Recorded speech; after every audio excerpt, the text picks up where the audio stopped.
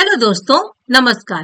Class 10th के स्पर्श भाग 2 के पाठ संख्या 10, जिसमें एक बहुत ही सुंदर सी कहानी है जिसका शीर्षक है बड़े भाई साहब। बड़े भाई साहब, आज हम लोग इस कहानी को पढ़ेंगे जो बहुत ही इंटरेस्टिंग कहानी है और आपके परीक्षा के दृष्टिकोण से यह पाठ बहुत ही ज्यादा इम्पोर्टेंट है क्योंकि इस कहानी के लेखक मुंशी प्रेमचंद जी हैं और प्रेमचंद जी की रचनाओं से बहुत सारे प्रश्न एग्जाम में आते ही हैं। आपके पाठ्य पुस्तिका में ये प्रेमचंद से रिलेटेड कहानी है। आपको इस पाठ पर विशेष ध्यान देना ही है क्योंकि इस पाठ से संबंधित प्रश्न अधिक से अधिक होंगे ही।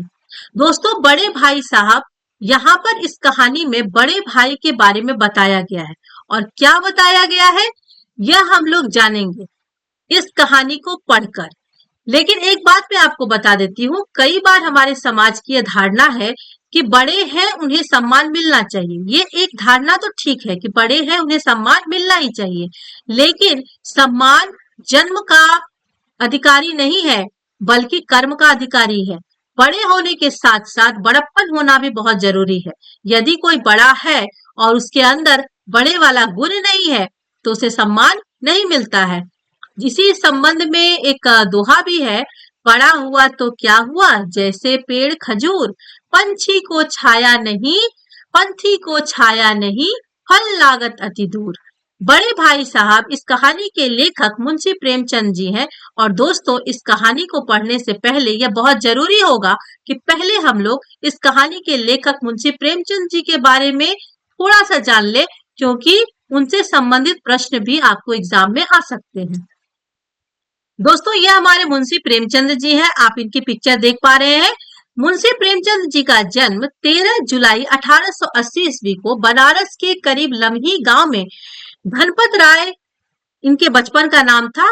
लम्ही गांव में इनका जन्म हुआ और इनके बचपन का नाम धनपत राय था। ये उर्दू में नवाब राय के नाम से लिखते थे और हिंदी में प्रेमचंद के नाम से लिखते थे। निजी व्यवहार और पत्राचार्य धनपत राय के नाम से ही किया करते थे। मतलब निजी व्यवहार, लोग आम जीवन में जैसे दोस्तों को अपना नाम बताते हैं, लोग उन्हें पुकारते हैं, तो वो इन्हें धनपत राय के नाम से ही पुकारते थे। उर्दू में प्रकाशित पहली कहानी संग्रह सोजे वतन अंग्रेजी सरकार ने जब्त कर लिया और आजीविका चलाने के लिए स्कूल में मास्टरी किए। मैनेजरी करने के काम भी इन्होंने किया था। हंस और माधुरी पत्रिका का संपादन भी इन्होंने किया और कुछ समय बंबई की फिल्म नगरी में भी बिताया, लेकिन उनको वो कुछ रास नहीं आया क्योंकि ये तो स्वतंत्र विचार के लेखक हैं। अपने अकॉर्डिंग समाज को देखते हुए कहानियां लिखना इनको पसंद है। लेकिन फिल्मी दुनिया में क्या हो रहा है, लेखक मतलब समाज जैसा चाहता है, जनता जैसा चाहती है वैसा कहानी लिखना है और वैसे ही कहानी को आपको लिखना पड़ेगा, जो कि इन्हें रास नहीं आया और ये वहां पर ज्यादा देर तक टिक नहीं पाए। लेकिन इनकी कई रचनाओं पर यादगार फिल्में भी बनी है, जिसमें गोदान बहुत ही सुंदर इनका उपन्यास है, जिन पर कई फिल्में बन चुकी है। दोस्तों, 8 अक्टूबर 1936 ईस्वी को इनका देहावसान हो चुका था और इनका देहावसान होने के समय तक, इनकी मृत्यु होने के समय तक प्रेमचंद जी ने जितनी भी कहानियां लिखी वह सब मानसरोवर शीर्षक से 8 खंडों में संकलित हो गया। उनके द्वारा कुछ उपन्यास भी, मतलब मानसरोवर में 300 से अधिक कहानियां संकलित है।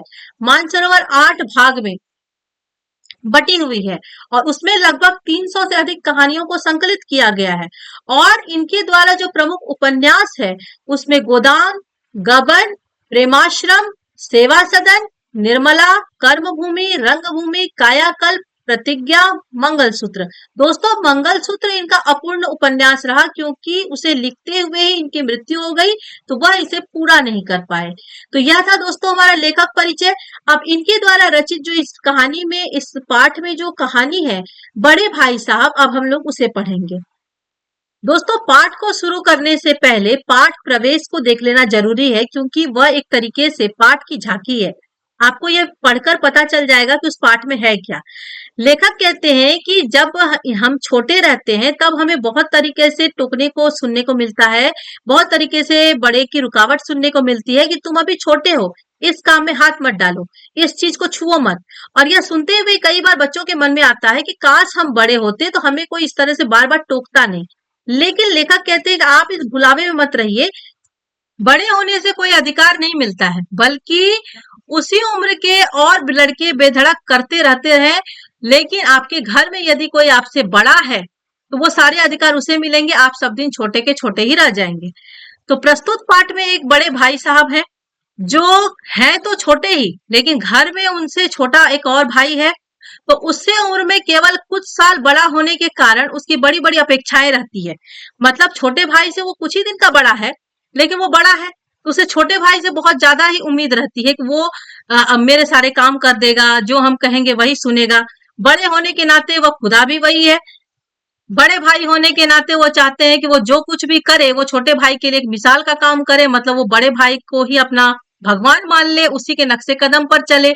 तो इस आदर्श स्थिति को बनाए रखने के फेर में बड़े भाई का बचपन अतिरोहित हो जाता है। मतलब क्या होता है, बड़े भाई के ऊपर एक तरीके से ये भी समस्या होती है कि बड़े भाई के ऊपर जिम्मेदारी भी बहुत जल्दी आ जाती है।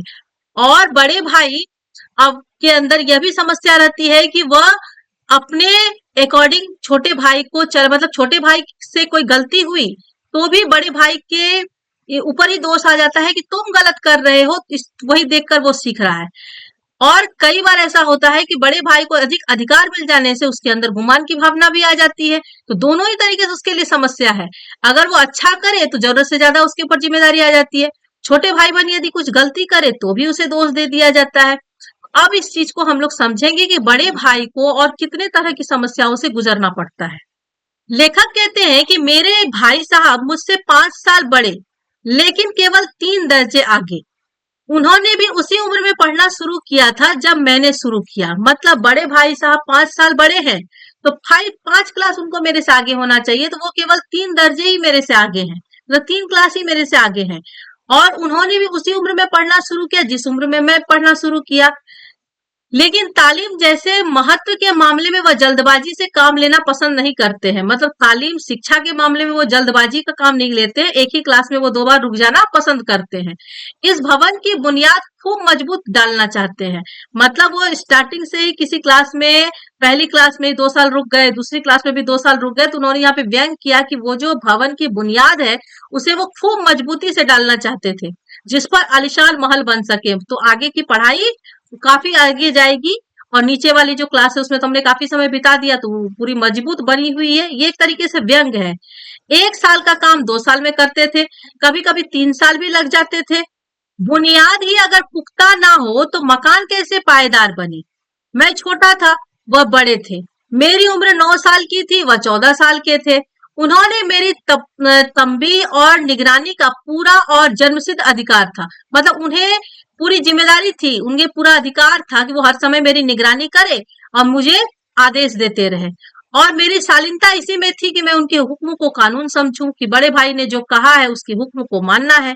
वह स्वभाव से बड़े अध्ययनशील थे, हरदम किताब खोले बैठे रहते और शायद दिमाग को आराम देने के लिए कभी कॉपी पर, किताबों के हाशियों पर चिड़ियों, कुत्तों, बिल्लियों की तस्वीर बनाया करते थे।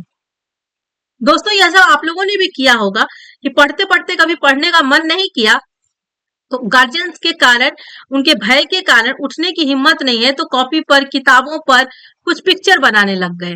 तो यही काम इनके बड़े भाई साहब करते थे और कभी कभी एक ही नाम या शब्द या वाक्य 10-20 बार लिख डालते थे। कभी एक शेर को बार बार सुंदर अक्षरों में नकल करते, कभी ऐसी शब्द रचना करते जिसमें ना कोई अर्थ होता ना कोई सामंजस्य।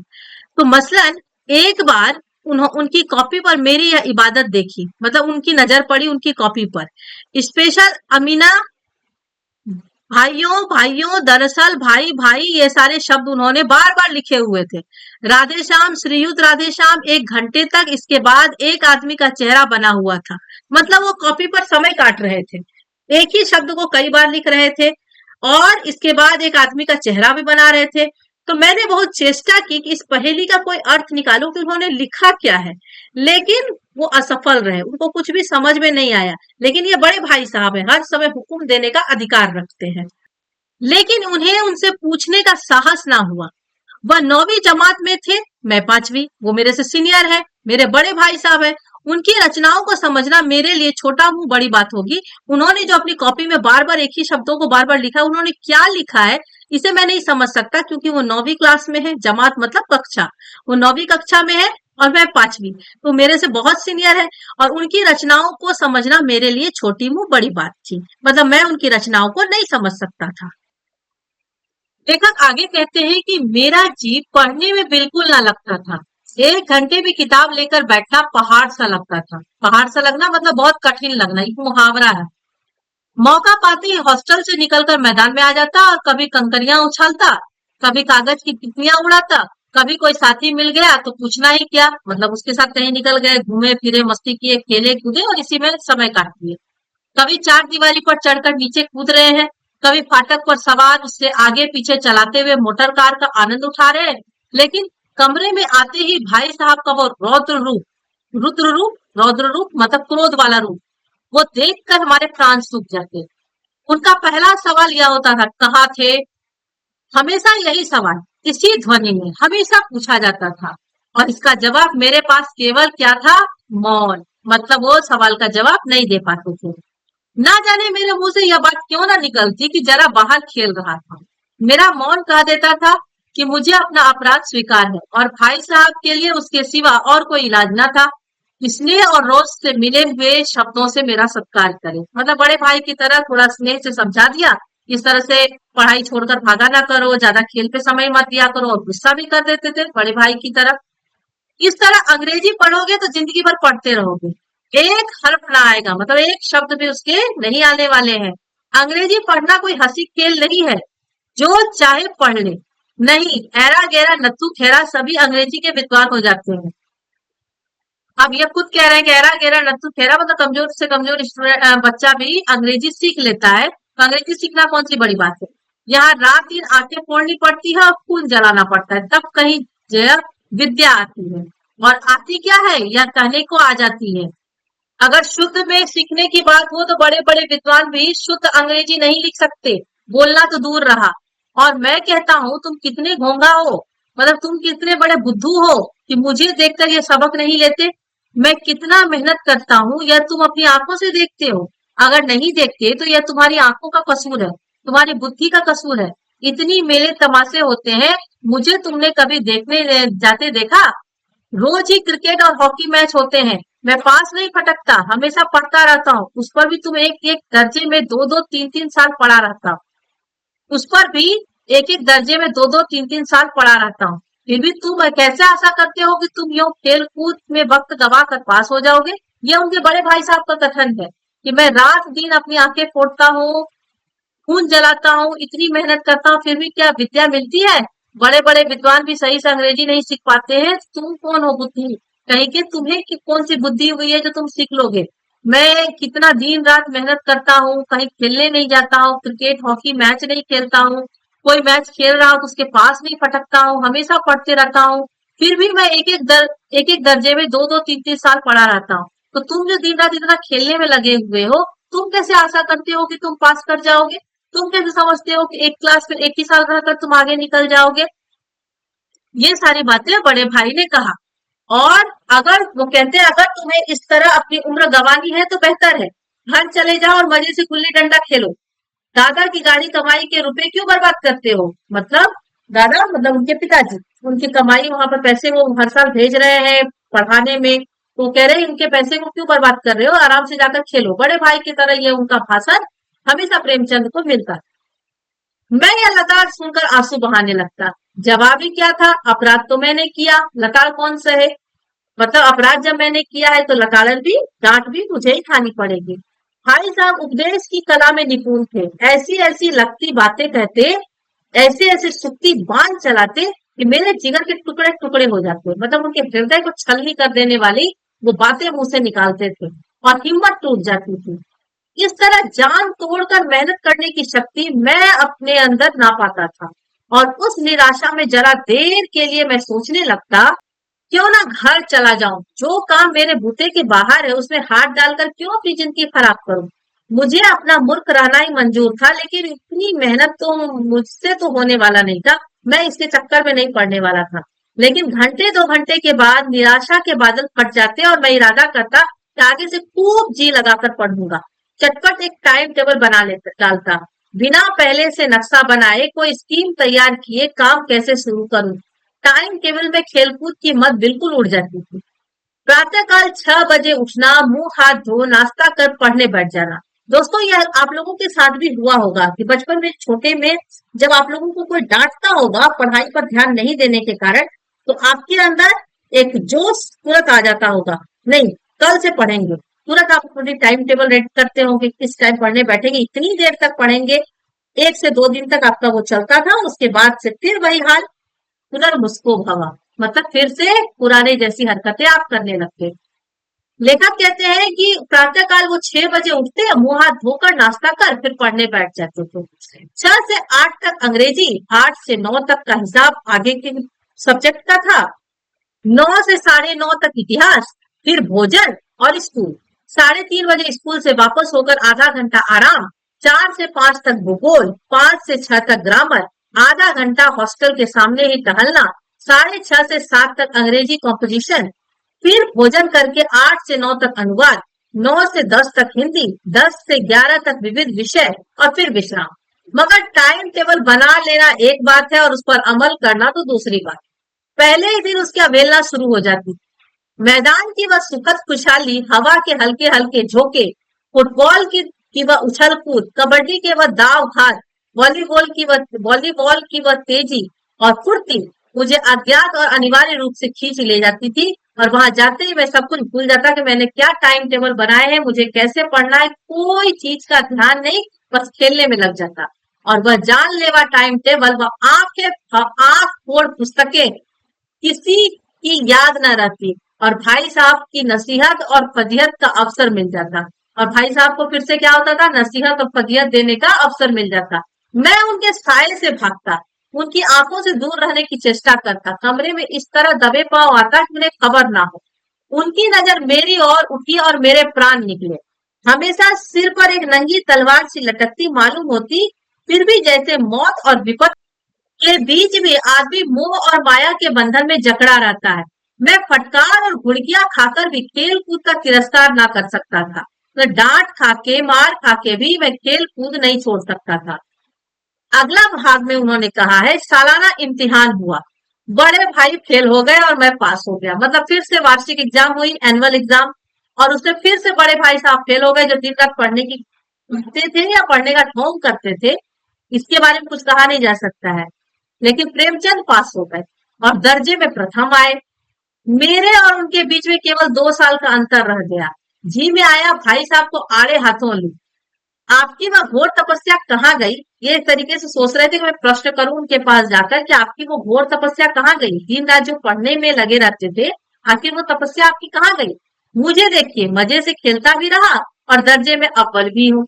लेकिन वह इतने दुखी और उदास थे कि मुझे उनसे दिली हमदर्दी हुई और उनके घाव पर नमक छिड़कने का विचार ही लज्जास्पद जान पड़ा।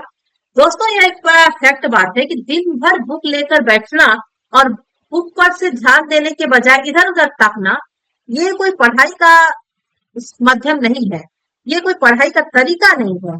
आप अगर बुक खोलकर 24 घंटे बैठे रहिए और बुक पर कोई ध्यान नहीं, तो आपको कुछ भी ज्ञान नहीं मिलने वाला है। 2 घंटे ही पढ़िए, लेकिन डूब कर पढ़िए।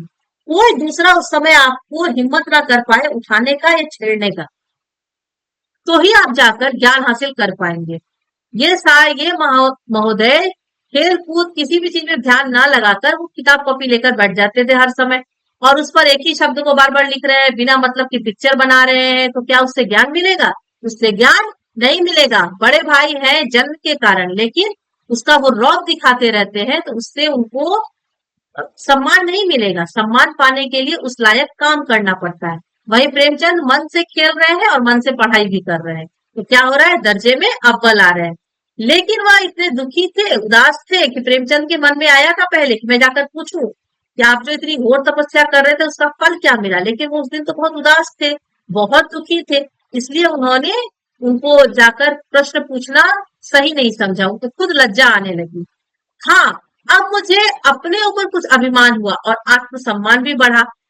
भाई साहब का वो रौब मुझ पर ना रहा। आजादी से खेल कूद में शरीक होने लगा, शरीक मतलब शामिल होने लगा। दिल मजबूत था, अगर उन्होंने फिर मेरी फजीहत की तो मैं साफ कर दूंगा, आपने अपना खून जलाकर कौन सा तीर मार दिया? मैं तो खेलते कूदते दर्जे में अव्वल आ गया।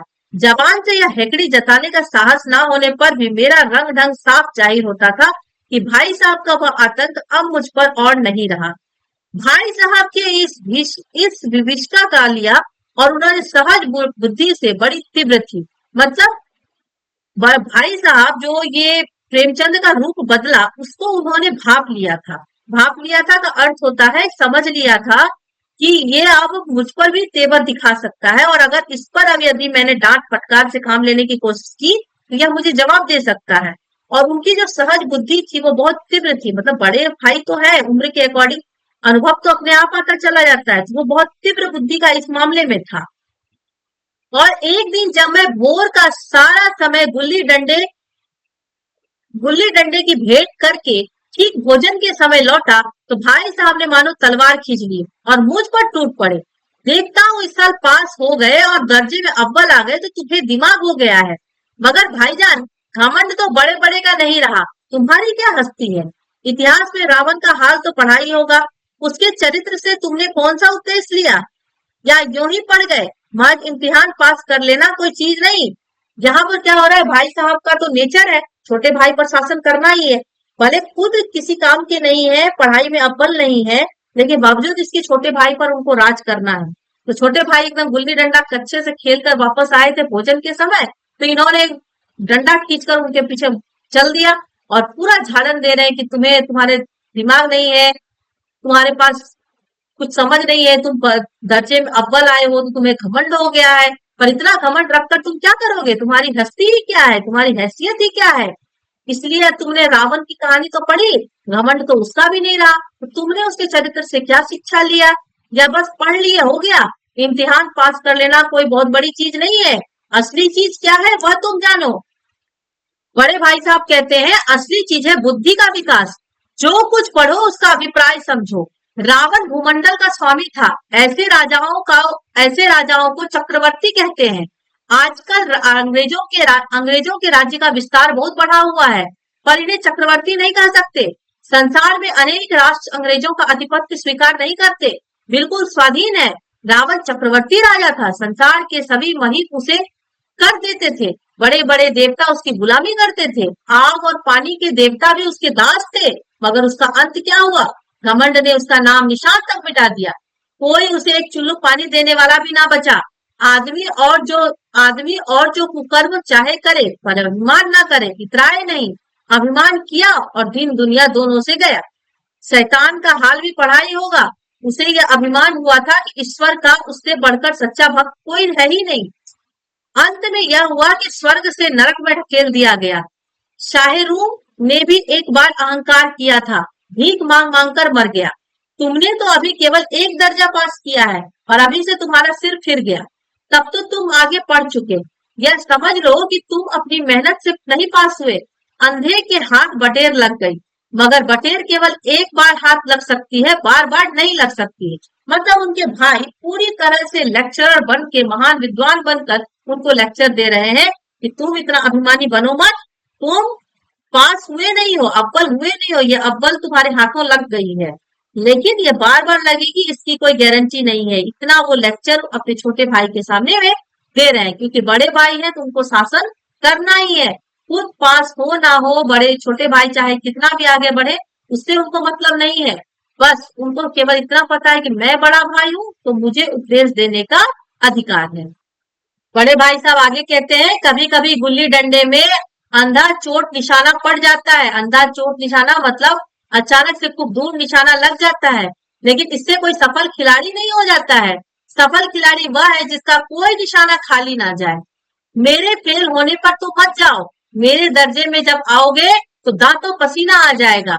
जब अलजबरा और ज्योमेट्री के लोहे के चने चबाने पड़ेंगे। दोस्तों ये गणित के टॉपिक हैं। अलजबरा आप तो जानते हैं, ज्योमेट्री ये सब आप जानते हैं, जो कि थोड़े से कठिन माने जाते हैं। और इंग्लिस्तान का इतिहास पढ़ना पड़ेगा। बादशाहों के नाम याद रखने आसान नहीं है। 8 हेनरी हो गुजरे हैं। कौन सा कांड किस हेनरी के समय में हुआ, क्या यह सब याद कर लेना आसान समझते हो। हेनरी 7वें की जगह हेनरी 8वें लिखा और सब नंबर गायब। सफा चट, सिफर भी ना मिलेगा, सिफर भी। दोस्तों सिफर का अर्थ होता है शून्य, मतलब जीरो, अंडा। जीरो अंडा ये मैं अलग बात आपको कह रही हूँ, लेकिन सिफर शब्द का अर्थ शून्य होता है। मतलब कॉपी में यदि बहुत ज्यादा गलती हो या बिल्कुल भी कुछ ना लिखा हो तो उसे जीरो दे दिए जाते हैं, अंडा दे दिया जाता है। तो बड़े भाई साहब कह रहे हैं कि इस तरह से खेलते धूपते रहोगे और इतना घमंड लेके जब हमारे क्लास में पहुंचोगे और तुम्हें ये सब कुछ याद करना पड़ेगा और जरा सा गलती किया तो तुम्हें तो वहां पर जीरो भी नहीं मिलेगा, शून्य भी नहीं मिलेगा। हो किस ख्याल में तुम? दर्जनों तो जेम्स हुए हैं, दर्जनों विलियम, कोड़ियों चार्ल्स। दिमाग चक्कर खाने लगता है, आंधी रोग हो जाता है। इन अभागों का नाम भी ना जुड़ते थे। एक ही नाम के पीछे दोयम सोयम चारों पंचोम लगाते चले गए। मुझसे पूछते तो 10 लाख नाम बता देता। और ज्योमेट्री तो बस खुदा ही पनाह। मतलब अब अगर जब तुम्हें ज्योमेट्री पढ़ने पड़ेंगे तो तुम्हें तो लगेगा जैसे बस तुम खुदा को ही याद करते रहोगे। अ ब ज की जगह अ ज ब लिख दिया और सारे नंबर कट गए। कोई निर्दयी मुम मुमतहिनों से नहीं पूछता कि आखिर अ ब ज और अ ज ब में क्या फर्क है और व्यर्थ की बात के लिए क्यों छात्रों का खून करते हैं। दाल भात रोटी खाई या भात दाल रोटी खाई, इसमें क्या रखा है? मतलब उन्होंने कहा कि मैंने पॉइंट इधर से उधर दे दिया था, वो उसके कारण मेरे मार्क्स कटे। तो वो उन जो एग्जामिनर है उनको दोष दे रहा है, उनके कारण मेरे मार्क्स कटे, उन्होंने ही हमें फेल कर दिया। तो इस तरह से वो ऐसा क्यों करते हैं? अ ब जग दे या अ ज ब दे, मतलब ये नंबरिंग है। तो इसमें क्या दोष हो जाएगा? हमें दाल भात रोटी खानी है या भात दाल रोटी खानी है, तो उसमें तो कोई अंतर नहीं है, सभी के सभी तो पेट में ही गए। तो इस तरीके से यदि नंबरिंग इधर से उधर हो गया, पॉइंट इधर से उधर हो गए, इसमें क्या परेशानी हुई? मेरे मार्क्स तो कटने नहीं चाहिए। लेकिन सीनियर क्लास में आने के बाद यही सब नाटक होता है। मगर इन परीक्षकों को हम लोगों की क्या परवाह? परीक्षकों मतलब एग्जामिनर, वह तो वही देखते हैं जो पुस्तक में लिखा है। चाहते हैं कि लड़के अक्षर अक्षर रट डालें और इसी रटंत का नाम शिक्षा रख छोड़ा है।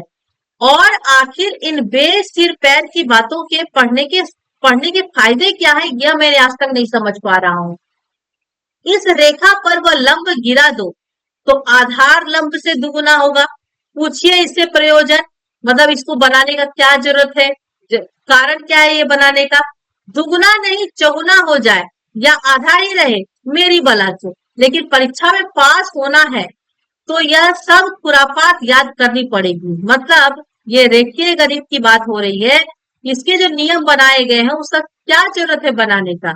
और वो सारी चीजें हमें याद करनी है, भले मुझे याद हो ना हो लेकिन जबरदस्ती याद करनी है। क्यों? क्योंकि परीक्षा में पास होना है। और यदि परीक्षा में पास होना है तो ये सब पढ़ने पड़ेंगे, और यदि हम नहीं पढ़ते हैं तो क्या हो जाएगा?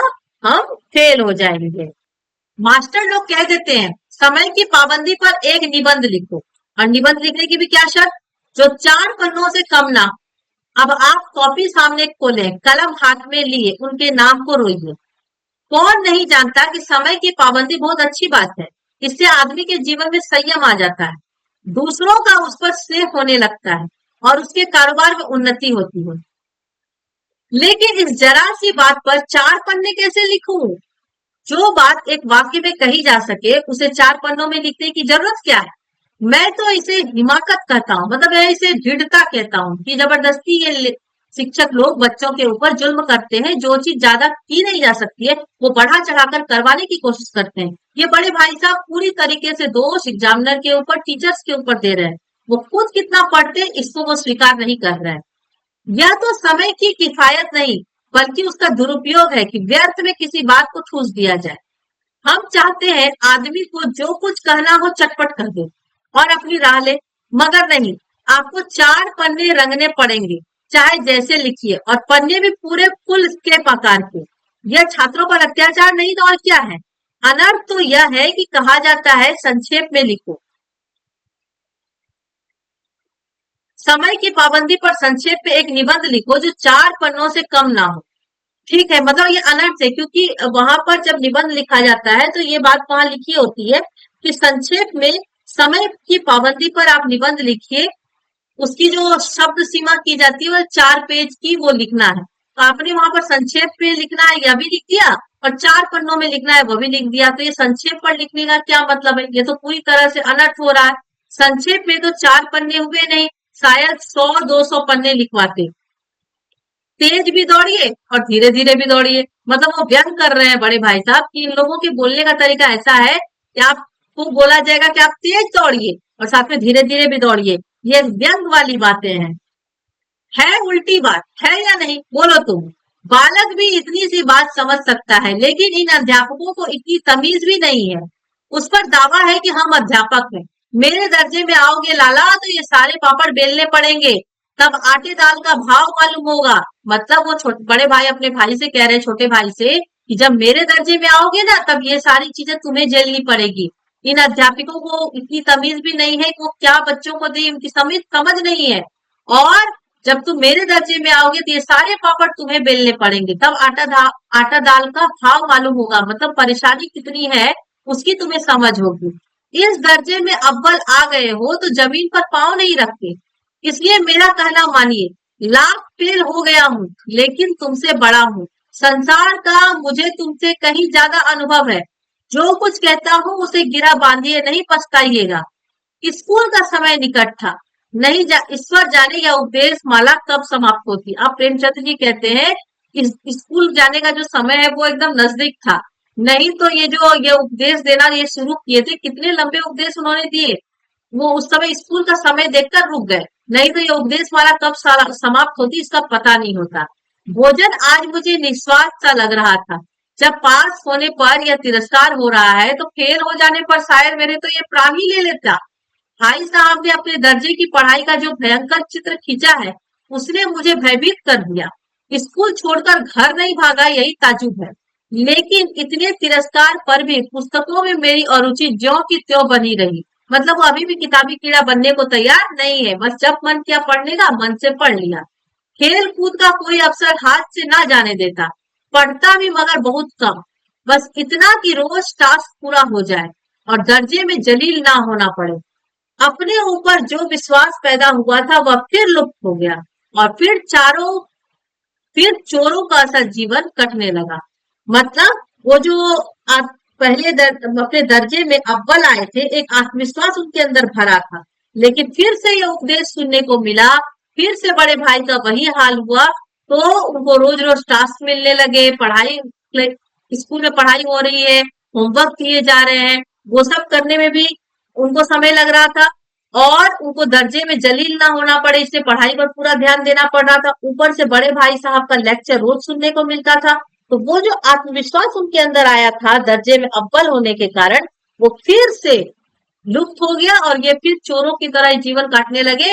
मतलब डर डर के घर से बाहर निकलना, डर के घर के अंदर आना, कुछ गलत हो जाए तो उसके लिए झाड़न सुनना, यही सब इनका फिर से रूटीन हो गया।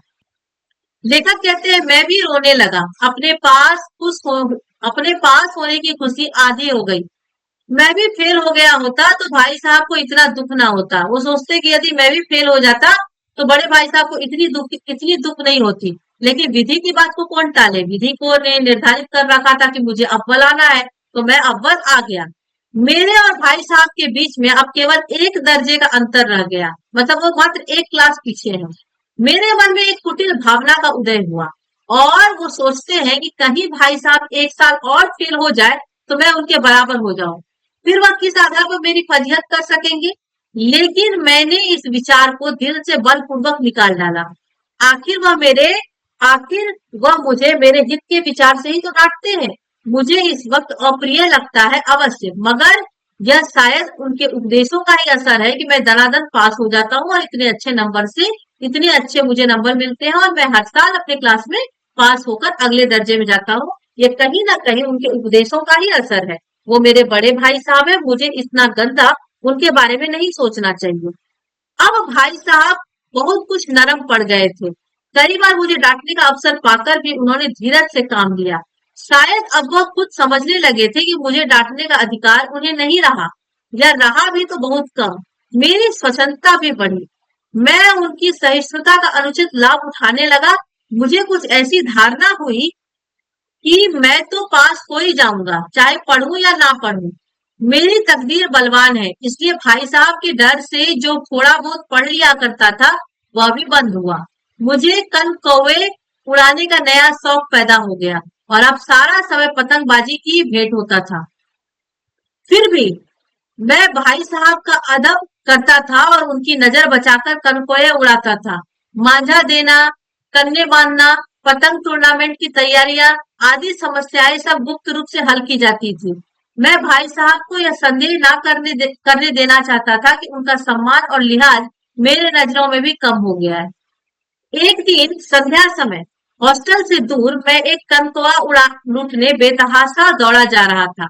आंखें आसमान की ओर थी और मन उस आकाशगामी पथिक की ओर जो मंद गति से झूमता पतन की ओर चले जा रहा है। मानो कोई आत्मा स्वर्ग से निकलकर विरक्त मन से नए संस्कार ग्रहण करने जा रही हो। बालकों की पूरी सेना लग्गे और झाड़दार बांस लिए इनका स्वागत करने की ओर दौड़ी। किसी को अपने आगे पीछे की खबर ना थी। सभी मानो उस पतंग के साथ ही आकाश में उड़ रहे थे। जहां सब कुछ समतल है, ना मोटर कारें हैं, ना ट्राम, ना गाड़ियां। मतलब वो पतंग जो आकाश में उड़ रही थी, वो कटकर नीचे गिरने पर है और उसे लेने के लिए सभी बच्चे बेतहाशा दौड़ रहे हैं। उन्हें जिस गली से वो दौड़ते हुए वहां तक पहुंच रहे हैं, वहां उस जगह पर वो पूरी तरह से समतल है। वहां ना मोटर कारें हैं, ना ट्राम, ना गाड़ियां किसी तरह की। तो बच्चे को किसी तरह का डर भी नहीं है। सहसा, सहसा का अर्थ होता है अचानक से। सहसा भाई साहब ने मेरी मुठभेड़ हो गई। सहसा भाई साहब से मेरी मुठभेड़ हो गई, जो शायद बाजार से लौट रहे थे। उन्होंने वही मेरा हाथ पकड़ लिया और उग्र भाव से बोले, इन बाजारी लौंडों के साथ ढेले के कनखोए के लिए दौड़ते तुम्हें शर्म नहीं आती? तुम्हें इसका भी कुछ लिहाज नहीं कि अब नीची जमात में नहीं हो बल्कि 8वीं जमात में आ गए हो और मुझसे केवल एक दर्जे नीचे हो। आखिर आदमी को कुछ तो अपनी पोजीशन का ख्याल रखना चाहिए। एक जमाना था कि लोग 8वां दर्जा पास करके नायब तहसीलदार हो जाते थे। मैं कितने ही मिडलिचियों को जानता हूँ जो आज अव्वल दर्जे के डिप्टी मजिस्टर और सुप्रिंटेंडेंट हैं। कितने ही 8वीं जमात वाले हमारे लीडर और समाचार पत्रों के संपादक हैं। बड़े बड़े विद्वान उनकी मातहती में काम करते हैं और तुम उसी 8वें दर्जे में आकर बाजारी लौंडों के साथ कनकोए के लिए दौड़ रहे हो। मुझे तुम्हारी इस कम अकली पर दुख होता है। तुम जहीन हो, इसमें शक नहीं। मतलब जाहिर हो, गवार हो, इस शब्द का यही अर्थ हुआ। लेकिन वह जहर किस काम का जो हमारे आत्मगौरव को की हत्या कर डाले? तुम अपने दिल में समझते होगे कि मैं भाई साहब से महज एक दर्जा नीचे हूँ और अब उन्हें मुझको कुछ कहने का हक नहीं है। लेकिन ये तुम्हारी गलती है। मैं तुमसे 5 साल बड़ा हूँ और चाहे आज तुम मेरी ही जमात में आ जाओ और परीक्षकों का यही हाल है, तो निसंदेह अगले साल तुम मेरे समकक्ष हो जाओगे और शायद 1 साल बाद मुझसे आगे भी निकल जाओ। लेकिन मुझ में और तुम में जो 5 साल का अंतर है, उसे तुम क्या खुदा भी नहीं मिटा सकता। मैं तुमसे 5 साल बड़ा हूँ और हमेशा ही रहूंगा। मुझे दुनिया का और जिंदगी का जो तजुर्बा है, तुम उसकी बराबरी तक नहीं कर सकते। चाहे तुम एमए या डिफिल या डिलिट ही क्यों ना हो जाओ। एमए, डिफिल या डिलिट, ये दोस्तों ये बहुत ऊंची पदवी है। एक जैसे एमए के बाद पीएचडी, पीएचडी के बाद डिलिट, इस तरीके से पढ़ाई आगे होती है। ये बहुत ज्यादा ऊंचे दर्जे का सर्टिफिकेट आपको मिलेगा यदि आप इतनी दूर तक पढ़ाई कर लेते हैं। तो समझ किताबें पढ़ने से नहीं आती, दुनिया देखने से आती है। हमारी अम्मा ने कोई दर्जा नहीं पास किया और दादा भी शायद 5वीं 6ठी जमात के आगे नहीं गए, लेकिन हम दोनों से अनुभव के मामले में वो बहुत आगे हैं। हम दोनों चाहे सारी दुनिया की विद्या पढ़ लें, अम्मा और दादा को हमें समझाने और सुधारने का अधिकार हमेशा रहेगा। केवल इसलिए नहीं कि वे हमारे जन्मदाता हैं, बल्कि इसलिए कि उन्हें दुनिया का सबसे ज्यादा तजुर्बा है और रहेगा। अमेरिका में किस अमेरिका में किस तरह की राज व्यवस्था है और 8वें हेनरी ने कितने ब्याह किए और आकाश में कितने नक्षत्र हैं, यह बातें चाहे उन्हें ना मालूम हो, लेकिन हजारों ऐसी बातें हैं जिनका ज्ञान उन्हें हमसे और तुमसे कहीं ज्यादा है। देव ना करे आज मैं बीमार हो जाऊं तो तुम्हारे हाथ पांव फूल जाएंगे। दादा को तार देने के सिवा तुम्हें और कुछ ना सूझेगा। लेकिन तुम्हारी जगह दादा हो तो किसी को तार ना दे, ना बराबर, ना घबराए, ना बदहवास हो। पहले खुद मर्ज पहचान कर इलाज करेंगे, उसमें सफल ना हुए तो किसी डॉक्टर को बुलाएंगे। बीमारी तो खैर बड़ी चीज है, हम तुम तो इतनी भी नहीं जानते कि महीने भर का खर्च महीने भर कैसे चले। जो कुछ दादा भेजते हैं उसे हम 20-22 तक खर्च कर डालते हैं और फिर पैसे पैसे को मोहताज हो जाते हैं। नाश्ता बंद हो जाता है, धोबी और नाई से मुंह चुराने लगते हैं। लेकिन जितना आज हम और तुम खर्च कर रहे हैं उससे आधा में दादा ने अपनी उम्र का बड़ा भाग इज्जत से निकाल दिया है। हमारे दादा अपने जीवन का बड़ा भाग इज्जत और नेकनामी के साथ निभाया है और कुटुंब का पालन किया है, जिसमें सब मिलकर 9 आदमी थे। अपने हेडमास्टर साहब ही को देखो, एमए है कि नहीं, और यहाँ की एमए है, एमए नहीं ऑक्सफोर्ड की, मतलब एमए किए हुए हैं और यहाँ के एमए नहीं किए हुए हैं, वो ऑक्सफोर्ड यूनिवर्सिटी से किए हैं। 1,000 रुपये पाते हैं, लेकिन उनके घर का इंतजाम कौन करता है? उनकी बूढ़ी माँ। हेडमास्टर साहब की डिग्री यहाँ बेकार हो गई। मतलब उन्होंने बताया कि अनुभव से दुनिया चलती है। पढ़ाई लिखाई शिक्षा उतनी ज्यादा जरूरी नहीं जितना अनुभव है, और मैं तुम्हारा बड़ा भाई हूँ तो मेरे पास अनुभव ज्यादा है। ये घर का इंतजाम करने में उनकी जो बूढ़ी माँ है उनका योगदान ज्यादा होता है। हेडमास्टर साहब की विद्या यहाँ कोई काम नहीं आती है। हेडमास्टर साहब की सारी डिग्री यहाँ बेकार हो गई है। पहले खुद घर का इंतजाम करते थे, खर्च पूरा ना पड़ता था, कर्जदार रहते थे। जब से उनकी माता जी ने प्रबंध अपने हाथ में ले लिया है, जैसे घर में लक्ष्मी आ गई है, तो भाईजान ये गुरूर आप दिल से निकाल डालो कि तुम मेरे समीप आ गए हो और अब स्वतंत्र हो। मेरे देखते तुम बेराह ना चलने पाओगे। मतलब जब तक हम तुम्हारे ऊपर नजर रख रहे हैं, तुम इधर से उधर बेराह मतलब गलत राह पर चलने का साहस तुम नहीं कर पाओगे। आगे भाई साहब उनको धमकाते हुए कहते हैं कि अगर तुम यो ना मानोगे तो वो थप्पड़ दिखाकर कहते हैं कि मैं इसका भी प्रयोग कर सकता हूँ। मैं जानता हूँ कि तुम्हें मेरी बातें जहर सी लग रही है। मैं उनकी इस नई युक्ति से नतमस्तक हो गया। अब प्रेमचंद जी कहते हैं कि मेरे बड़े भाई साहब जो कि हर दर्जे में 2-3 साल वो फेल हो जाते हैं, और मैं उनसे 5 साल छोटा होकर भी मात्र एक दर्जे पीछे हूँ, और कहीं वो अगले साल भी फेल हो गए तो मैं फिर उनके बराबर पे आ जाऊंगा। इसके बावजूद उनको बड़े भाई साहब होने का इतना गुमान है कि वो नई नई युक्ति लगाकर मुझ पर शासन करते हैं, और मैं उनकी इस नई युक्ति के सामने तो नतमस्तक हो गया। मतलब वो झुक गया। मुझे आज सचमुच अपनी लघुता का अनुभव हुआ और भाई साहब के प्रति मेरे मन में श्रद्धा उत्पन्न हुई। मतलब उनको लगा कि मैं सचमुच बहुत छोटा हूँ, इनको कितना अनुभव है जीवन का, और उनके सामने वो पूरी श्रद्धा के साथ नतमस्तक हो जाते हैं। भाई साहब के प्रति मेरे मन में श्रद्धा उत्पन्न हुई। मैंने सजल आंखों से कहा, हरगिज नहीं। आप जो फरमा रहे हैं वह बिल्कुल सच है और आपको उसके कहने का भी अधिकार है। वो अपने बड़े भाई के सामने विनम्र होकर कहते हैं, आप जो कुछ भी मुझे कह रहे हैं, फरमा रहे हैं, वह बिल्कुल सच है और आपको उसे कहने का पूरा अधिकार भी है। यह सुनकर बड़े भाई साहब की आंखों में आंसू आ गया और उन्होंने प्रेमचंद जी को अपने गले से लगा लिया और बोले, मैं कनकोए उड़ाने से तुम्हें मना नहीं करता। मेरा भी जी ललचाता है, लेकिन क्या करूं? खुद बेराह चलूं तो तुम्हारी रक्षा कैसे करूं? यह कर्तव्य भी तो आखिर मेरे ही सिर पर है, क्योंकि बड़े भाई होने के नाते तुम्हारी रक्षा करने का दायित्व तो मेरे ऊपर है। संयोग से उसी वक्त एक कटा हुआ कनकोआ हमारे ऊपर से गुजरा। मतलब एक कटी हुई पतंग उड़ते हुए इनके ऊपर से निकल गई और उसकी डोर लटक रही थी। लड़कों का एक गोल पीछे पीछे दौड़ा चला आता था। भाई साहब लंबे हैं ही, उछलकर उसकी डोर पकड़ ली और बेतहाशा हॉस्टल की तरफ दौड़े, और मैं भी उनके पीछे पीछे दौड़ रहा था। मतलब उनके भाई साहब भी इनके पीछे दौड़ना चाहते हैं, खेलना चाहते हैं, लेकिन वो लज्जा से भरे हुए हैं कि हर साल मैं फेल हो जाता हूँ, आखिर मैं कैसे इस तरीके से बाहर निकलूं। और उसी समय क्या होता है, एक कटी हुई पतंग उनके ऊपर से उड़ती है, जिसकी डोर सामने से ही लटक जाती है, और पीछे बच्चों की पूरी झुंड दौड़ती चली आती है उसे पकड़ने के लिए। और उसी समय भाई साहब अपने हाथ उठाते हैं, और वो लंबे हैं, हाथ उठाकर वो उछल कर उसकी डोर को पकड़ लेते हैं और पतंग हाथ में आ जाता है, और उसे लेकर वो बेतहाशा मतलब बिना रुके हॉस्टल की तरफ दौड़ पड़ते हैं। मैं पीछे पीछे दौड़ रहा था और पीछे पीछे प्रेमचंद जी भी दौड़ रहे थे। तो दोस्तों, यह कहानी आपकी पाठ्य पुस्तिका की है, बड़े भाई साहब, जो कि बहुत ही इंटरेस्टिंग कहानी है, बहुत ही इंपॉर्टेंट भी है। इस कहानी पर आपको विशेष रूप से जोर देना है, इस पाठ पर, क्योंकि प्रेमचंद जी के द्वारा रचित यदि कोई कहानी आपके बुक में हो, आपके पाठ्य पुस्तक में हो, उससे अधिक प्रश्न आने की संभावना है। तो ये वीडियो यही समाप्त हुआ। मैं उम्मीद करती हूँ कि अधिक से अधिक बच्चों को पूरी तरह से यह वीडियो समझ में आ गया होगा। जिनको भी समझ में नहीं आया या इससे संबंधित कोई भी प्रॉब्लम हो, कमेंट बॉक्स में जरूर कमेंट करके मुझसे प्रश्न पूछिए, मैं आपके प्रश्नों का उत्तर जरूर दूंगी। दोस्तों, आपके आसपास हिंदी भाषी जितने भी बच्चे हैं, चाहे वो स्कूली बच्चे हो या कोई कॉम्पिटेटिव एग्जाम की तैयारी कर रहे हो, उन तक ये वीडियो जरूर शेयर कीजिएगा, क्योंकि ये चैप्टर क्लास 10 से रिलेटेड जरूर है, लेकिन ये कहानी से संबंधित प्रश्न बड़े बड़े कंपटीशन एग्जाम में भी आते हैं, तो सभी को इससे लाभ मिलेगा। मेरे चैनल को जरूर सब्सक्राइब कर लें ताकि मेरी आने वाली हर अगली वीडियो सबसे पहले आप लोग तक पहुंचे। चलिए दोस्तों, अब मैं आप लोगों से विदा लेती हूँ। बहुत बहुत धन्यवाद।